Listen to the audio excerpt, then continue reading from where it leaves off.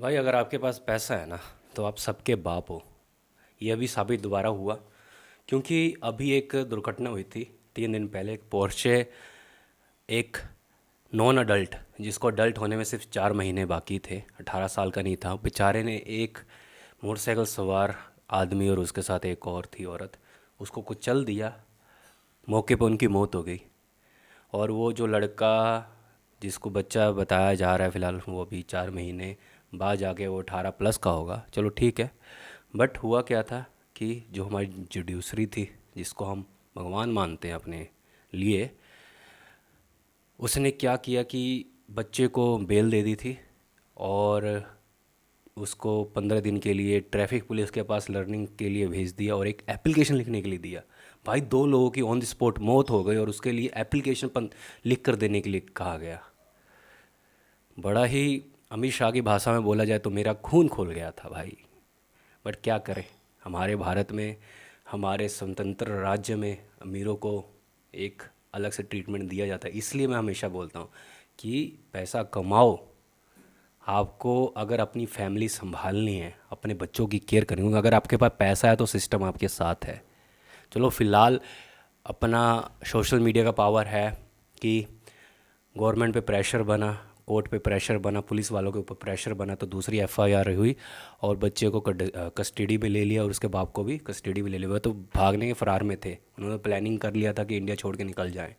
But ठीक है, पकड़ में आए और देर ही सही दुरुस्त ही सही। बट मैं एक नॉर्मल इंसान की तरह बात करना चाहूँगा कि अगर आपके साथ ये सेम ट्रेजरी होती, आपको इवन कि जिसका एक्सीडेंट हुआ, जिसका बच्चा मौके पे मौत हुआ, जो बंदा मौके पे मरा है, उसकी माँ कह रही है कि उसको सख्त से सख्त सज़ा मिलनी चाहिए, बट मेरा बेटा वापस नहीं आ सकता। बेचारा वो एक परदेसी आदमी था, आई थिंक वो शायद ईस्ट साइड से काम करने के लिए बेंगलोर में आया हुआ था, शायद हैदराबाद। और वो अपनी माँ को बोल रहा था कि माँ मैं जब भी आऊँगा तो दुबई से आपके लिए खजूर लेके आऊँगा, एक सपना था। और वो बेचारा उस पोर्शे 160 की स्पीड में चला रहा था वो, और वो पब से आ रहा था, चूतिया आदमी। उसने, आदमी क्या बच्चा, चूतिया बच्चा, और उसके बाप को सब पता था कि मेरा बेटा पब गया हुआ है, दारू पी के आ रहा है, और उसने बंदे को उड़ा दिया।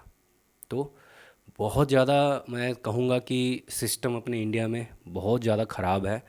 अमीरों को हमेशा ही एक प्रिविलेज रहता है, पैसों का एक बेनिफिट रहता है। और इसीलिए मैं आप सबको क्यों फोकस करता हूँ, मैं कहूँ अगर आपके पास पैसा है तो आप सबके बाप हो, क्योंकि आप किसी को भी खरीद सकते हो। इवन कोर्ट को भी आपने देख लिया, जुडिशरी जो कि सीधा पहले जजमेंट में ये बोल दिया था बेल देकर कि आपको साइकेस्ट्री के पास जाना है। भाई बंदे ने बंदा मार दिया, उसका साइकोलॉजी ख़राब है भाई, ठीक है वो भी मानसी है। फिर कह रहा आपको एक एप्लीकेशन लिखनी है।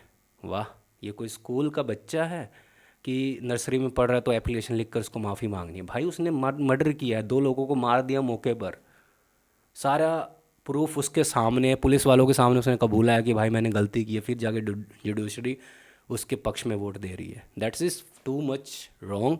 अभी फ़िलहाल दूसरी एफआईआर हुई, क्योंकि देखो सिस्टम अपना ऐसा है ना, अगर प्रेशर बनेगा तो सिस्टम सारा कुछ स्तर आ जाएगा, काम करेगा। पुलिस वालों ने अपना काम बहुत बेहतर किया। दूसरी एफआईआर हुई और उसको दोबारा कस्टडी में लिया। पहले जो सुनवाई हुई थी उसको कैंसिल कर दिया गया। तो आम इंसान ये सोचता है कि अगर आपके पास पैसा है तो पहले आपके पास बहुत ज़्यादा चांसेस है कि आप उस मुसीबत से निकल जाओ। क्योंकि देखो हर कोई चीज़ वायरल नहीं होती भाई, किस्मत की बात होती है, एक आधी न्यूज़ वायरल होगी, नहीं तो ऐसे सैकड़ों रेप के, एक्सीडेंट के या फिर मर्डर के केस के हमेशा इसी रिलेटेड लिंक होते हैं।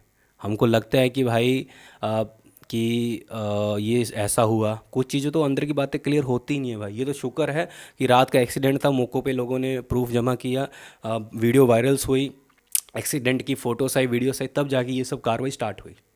बट आम नॉर्मल इंसान के लिए भाई सोच के मैं डर जाता हूँ भाई कि अगर बाई चांस इन केस मेरे फ्यूचर में ऐसा कुछ होता है तो मैं तो कुछ कर ही नहीं सकता भाई। अगर मिडिल क्लास हूँ, पैसा नहीं है मेरे पास, और मैं सरकार या फिर अपने कानून के भरोसे बैठूँ, तो that is I am too wrong. और इसलिए इसी बात से मेरे को समझ आता है कि अपने भारत में, अपनी कंट्री में जान की कोई कीमत नहीं है। लोग इसलिए बाहर जाते हैं, एक तो वहाँ पर उनको सिक्योरिटी मिलती है, दूसरा पैसा अच्छा मिलता है। पैसा अच्छा मिलता है तो आप अपनी ज़िंदगी को बेटर कर सकते हैं। यहाँ पर आम आदमी जो मिडिल क्लास से भी नीचे है। और आपको पता नहीं है कि जीएसटी में सबसे ज़्यादा योगदान इन मिडिल क्लास वालों का ही। अमीर कितना टैक्स भरता ही नहीं है भाई, ना के बराबर वो टैक्स भरते हैं। सुविधा अमीरों को मिलती है सबसे ज़्यादा, गरीब तो पिसता है भाई। मिडिल क्लास हमेशा पिसता है, पिसता रहेगा, क्योंकि अपना सिस्टम ही ऐसे ही काम करता है। तो ये वीडियो थी। बाकी आपके क्या सुझाव हैं आप ज़रूर कमेंट बॉक्स में बताना। मैं भी आपका स्वभाव मतलब आपके विचार इसके रिलेटेड जानना चाहूँगा। बट जो भी है, जिनकी भी जान गई है वो तो वापस नहीं आ सकती। बट एक कोशिश रहती है कि सिस्टम सुधारा जाए और इसके ऊपर आवाज़ उठाई जाए। धन्यवाद।